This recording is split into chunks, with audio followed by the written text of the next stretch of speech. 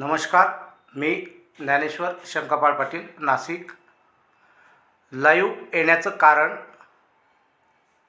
आता मध्यंतरी राजकारणामध्ये एक गोष्ट जोर धरताना दिसत आहे आणि ती म्हणजे तेलंगणाचे जे मुख्यमंत्री आहेत KCR यांचं आमच्या महाराष्ट्रामध्ये देखील बऱ्यापैकी लोक कौतुक करताना दिसत आहे.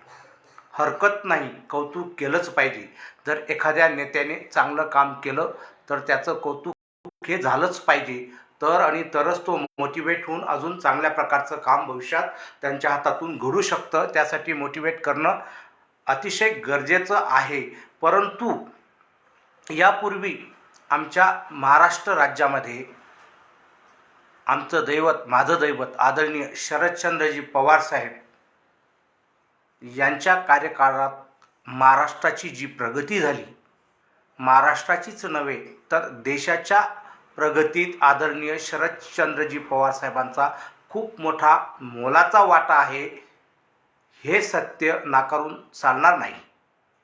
कारण आपण आता हल्लीचं बघतोय की KCR साहेबांनी हे केलं, KCR साहेबांनी ते लागू केलं, शेतकऱ्यांसाठी ह्या स्कीमा, शेतकऱ्यांसाठी त्या स्कीमा, सिंचनसाठी ह्या स्कीमा, उद्योगासाठी त्या स्कीमा वगैरे वगैरे खूप काही त्यांच्या बाबतीत आपल्याला ऐकण्यात येत आहे की त्यांनी अशा पद्धतीचा बजेट त्या ठिकाणी ग्रो केला वगैरे वगैरे.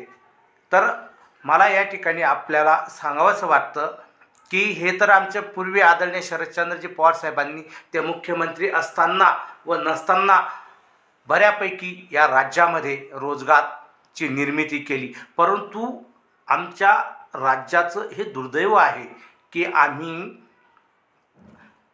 ज्यांनी आमच्यासाठी कामं केले तर त्याचं कौतुक न करता त्यांच्यावर आम्ही सातत्याने टीकेचा भडीमार करत असतो आणि आमचा खराब कसा आणि बाहेरचा कसा चांगला, म्हणजे याचं कौतुक करण्यात आम्ही जरा जास्त व्यस्त असतो. म्हणून आमच्या राज्याची दुर्दशा अशी आहे की आमच्या राज्यामध्ये एवढा कॅपेबल नेता असताना देखील आपण इतर नेत्यांचं नाव या ठिकाणी घेत असतो. ही अतिशय चुकीची गोष्ट आहे. त्यांचं कौतुक केलं पाहिजे, ते त्या गोष्टीला डिझर्व करतात, हरकत नाही. परंतु एक वेळ अशी होती की आदरणीय शरदचंद्रजी पवार साहेब ज्यावेळेला मुख्यमंत्री झाले तर त्यावेळेला अशी परिस्थिती होती या राज्यामध्ये की सिंचन अतिशय कमी प्रमाणात होतं. शेतकरी हवालदिल होता, त्याला काही कळत नव्हतं. तो फक्त निसर्गाच्या पिकावर अवलंबून होता आणि निसर्गाच्या लहरीपणामुळे कित्येकदा शेतकरी हा बर्बाद झाला आणि त्यामुळे त्याचं सामाजिक, राजकीय, शैक्षणिक प्रचंड स्वरूपाचं नुकसान त्याचं झालं. परंतु तशा परिस्थितीमध्ये आदरणीय शरदचंद्रजी पवार साहेबांनी विचार केला की भारत हा शेतीप्रधान देश आहे आणि सर्वप्रथम शेतकरी तरला तरच जगाची प्रगती होऊ शकते. त्यासाठी आपल्याला काय काय करावं लागेल, तर आदरणीय पवार साहेबांनी त्यावेळेस त्यांच्या प्रत्यक्ष अप्रत्यक्ष सहभागातून जवळपास 150 सहकारी साखर कारखान्याची निर्मिती त्यावेळेला झाली. एक साखर कारखाना 1 ते 1.5 लाख लोकांना रोजगार देतो. म्हणजे ज्यावेळेला शेतकरी त्रस्त होता, परेशान होता, हवालदिल होता, त्यावेळेला साहेबांनी शेतकऱ्यांची प्रगती होण्याच्या करता साखर कारखान्याची निर्मिती केली की ज्या माध्यमातून शेतकऱ्याला हमीभाव देता आला. नाहीतर हमीभाव हे संकल्पना पूर्वी अस्तित्वात नव्हतीच. याचं जर जनक कोण असेल तर ते आदरणीय शरदचंद्रजी पवार साहेब. त्यामुळे त्या ठिकाणी शेतकरी सुखावला, त्याला हमीभाव मिळाल्यामुळे तो सुखावला आणि त्या ठिकाणी साखर कारखाना आल्यामुळे त्यांच्याच मुलांना त्या ठिकाणी रोजगार मिळाला. म्हणजे रोजगाराच्या सुद्धा प्रचंड स्वरूपाच्या संधी साहेबांनी निर्माण करून दिल्या. त्या ठिकाणी साखर कारखाना आल्यामुळे त्यांच्याच मुलाबाळांना त्या ठिकाणी engineering college, DED college, BEd college, medical college, विद्यालय, महाविद्यालय, ITI, नाना विविध प्रकारच्या शैक्षणिक संस्था त्या ठिकाणी निर्माण झाल्या व स्वस्त शिक्षण त्या ठिकाणच्या शेतकऱ्यांच्या मुलांना त्या ठिकाणी साहेबांनी निर्माण करून दिलं. म्हणजे त्या ठिकाणी त्यांनी औद्योगिक क्रांती तर केलीच, शैक्षणिक क्रांती केली. आणि ह्या 2 क्रांतींमुळे त्या ठिकाणी शेतकरी असेल, त्याचा मुलगा असेल, त्याचा नातू असेल, हे सुखावले. त्यांची सामाजिक, आर्थिक, राजकीय प्रगती त्या ठिकाणी साहेबांनी घडवून आणली. एवढं प्रचंड स्वरूपाचं साहेबांनी काम त्या ठिकाणी उभं केलं. आणि एक साखर कारखाना 1 ते 1.5 लाख लोकांना रोजगार देतो, तर 150 सहकारी साखर कारखाने किती लोकांना रोजगार देतील याचा हिशोब जर आपण लावला तर पूर्ण भारतामध्ये शरदचंद्रजी पवार साहेबांसारखा नेता आपल्याला शोधून सापडणार नाही. पण हे आपल्या राज्याचं दुर्दैव आहे की आपण आपला तो बाब्या म्हणजे आपला सोडून आपण दुसऱ्याचं वर्णन करण्यातच जास्त गुंग आहेत.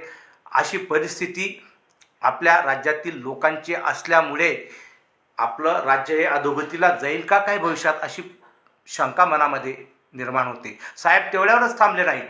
साहेबांनी शेतकऱ्याचा अजून विकास व्हावा त्यासाठी त्याला शेतीला जोडधंदा म्हणून त्यांनी दुग्ध व्यवसायाकडे खूप प्रचंड स्वरूपाचं लक्ष त्यावर केंद्रित केलं. आणि शेतकऱ्याला त्यावेळेला त्याची आर्थिक परिस्थिती नाजूक असल्यामुळे त्याला बळ देण्याच्या करता कर्जाच्या सोयी निर्माण करून दिल्या. आणि त्या कर्जाच्या माध्यमातून त्यांना गाई, म्हशी ह्या त्या शेतकऱ्यांना मिळवून दिल्या. त्या माध्यमातून आपण दुधात आता आत्मनिर्भर आहोत, नाहीतर दुधात सुद्धा आपण आत्मनिर्भर नव्हतो. म्हणजे त्या ठिकाणी शेतकऱ्याला 2 पैसे मिळायला लागले. शेतीला जोड असा धंदा साहेबांनी त्या ठिकाणी निर्माण करून दिला. ते तेवढ्यावरच थांबले नाहीत. मग सूतगिरण्या असतील, मत्स्य उद्योग असेल, मग शेतकऱ्यांच्या फळबाग प्रक्रिया असतील, बोलण्यासारखं खूप आहे. जर आपण त्याचा हिशोब लावला, बुट्टीबोरी MIDC असेल, रांजणगाव MIDC असेल, कितीतरी MIDC साहेबांच्या काळात मंजूर झाल्या आणि हजारो लाखो लोकांना रोजगार त्या ठिकाणी मिळाला. रोजगाराचा महामेरू म्हणून आमच्या साहेबांना संबोधलं गेलं. आणि इतर राज्यातले लोक आमच्या राज्यात येऊन नोकरी करताना ते लोक देखील सांगतात की असा नेता जर आमच्या राज्यात राहिला असता तर ते कधीच पंतप्रधान राहिले असते आणि कधीच ते सत्तेवरून पायउतार झाले नसते. कारण हे तुमच्या महाराष्ट्राच्या लोकांचं दुर्दैव आहे. ज्याप्रमाणे छत्रपती शिवाजी महाराजांना देखील आपल्याच लोकांनी त्यांचं खच्चीकरण केलं नाही तर त्यांनी दिल्ली कधीच काबीज केली असती.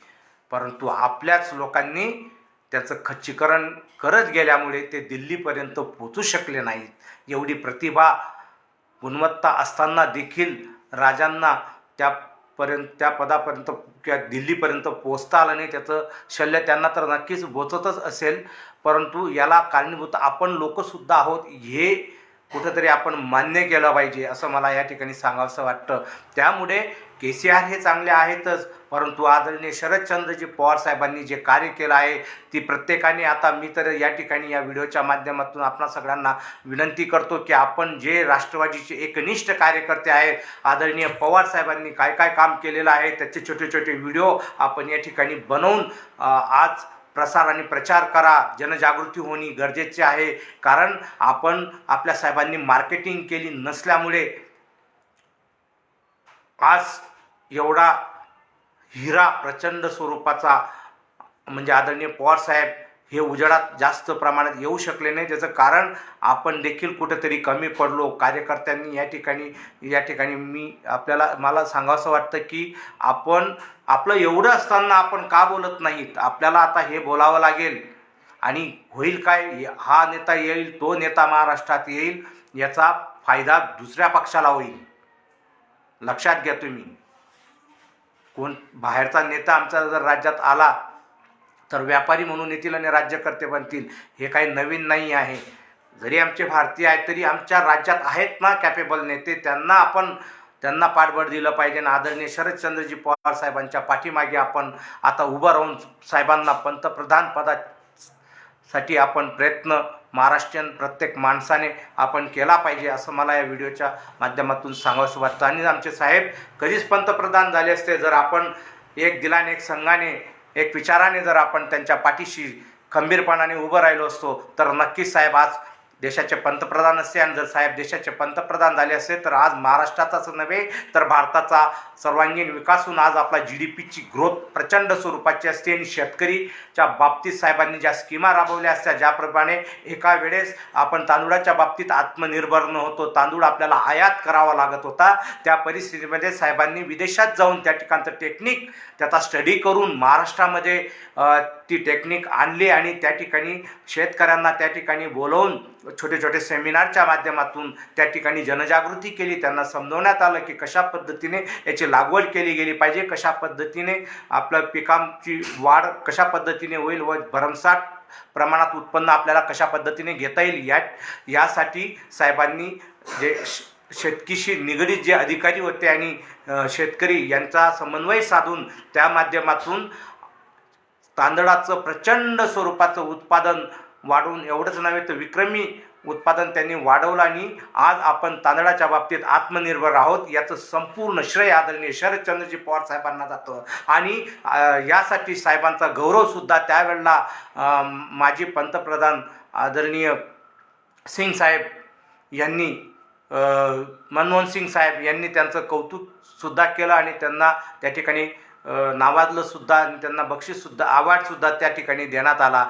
तर एवढं सगळं आमच्याकडे असताना KCR साहेबांची काय गरज आमच्या राज्यात? KCR साहेब आल्यामुळे आम्हाला नुकसान काहीच नाही होणार, परंतु मताचं विभाजन होऊ शकतं. ओळखा मित्रांनो, आणि मताचं जर विभाजन झालं तर फायदा कोणाला होईल हे तुम्ही चांगलं ओळखा. म्हणजे त्याचे दुरुपयोग काय काय होऊ शकतात. आपला LIC जाऊ शकते, PF जाऊ शकतो, शेतकऱ्यांच्या जमिनीसुद्धा भविष्यात जाण्याची शक्यता नाकारता येत नाही, देश कर्जबाजारी होऊ शकतो. या सगळ्या गोष्टींचा आपल्याला सर्वसामान्य माणसाला येणाऱ्या काळात खूप मोठी किंमत चुकवावं लागेल. त्याच्याकरता आज देशामध्ये मी तर या ठिकाणी सांगू इच्छितो की UPAने सुद्धा याचा विचार केला पाहिजे आणि आदरणीय शरदचंद्रजी पवार साहेब यांच्या नेतृत्वामध्ये आता पुढच्या निवडणुका लढवल्या तरच आपण विरोधी पक्षाला मात देऊ शकतो. अन्यथा आज त्या तोडीचा नेता आज तरी नाही आहे. आदरणीय पवार साहेबांच्या पाठीमागे आपण खंबीरपणाने आज उभं राहण्याची गरज आहे. आणि आपला महाराष्ट्राचा जो नेता आहे तोच आमचा नेता. आणि आमच्या महाराष्ट्रामध्ये एवढा खंबीर नेता असताना आम्हाला दुसऱ्या कुठल्याही नेत्याची आवश्यकता नाही.